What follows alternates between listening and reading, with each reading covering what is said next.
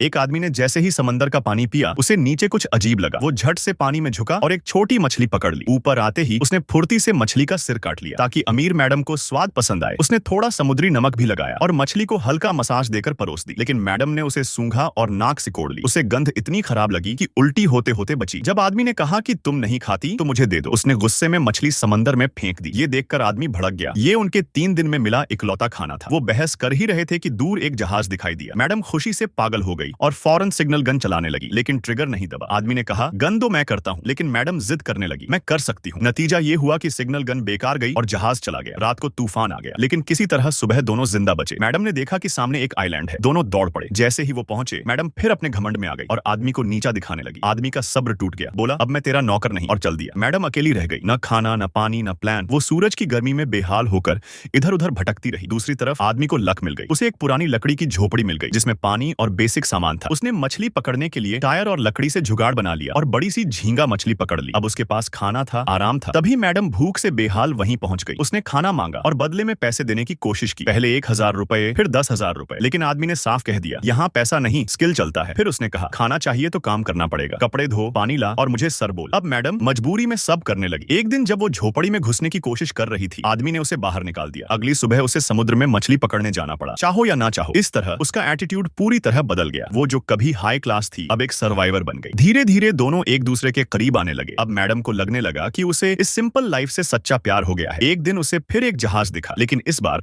उसने खुद को छुपा लिया। उसे अब ये आजादी और सच्चाई वाली लाइफ पसंद आने लगी थी। लेकिन किस्मत को कुछ और मंजूर था। कुछ दिन बाद एक और जहाज आया और इस बार आदमी मदद मांगने चला गया। मैडम ने मना किया, मैं यहीं रहना चाहती हूँ, पर फिर भी दोनों को बचा लिया गया। जमीन पर लौटते ही उसका रईस पति उसे लेने आ गया और वो फिर उसी दुनिया में लौट गई। आदमी अकेला रह गया। कुछ दिन बाद उसे मैडम की तरफ से एक चमकता हुआ हीरा मिला और एक चिट्ठी, लेकिन जब तक वो भागकर मैडम तक पहुंचता, उसका हेलीकॉप्टर उड़ चुका था। अब आदमी समझ गया, जिसे वो सच्चा प्यार समझ रहा था, वो बस एक टाइम का रिश्ता था। असली दुनिया में पैसे और स्टेटस ही सब कुछ थे।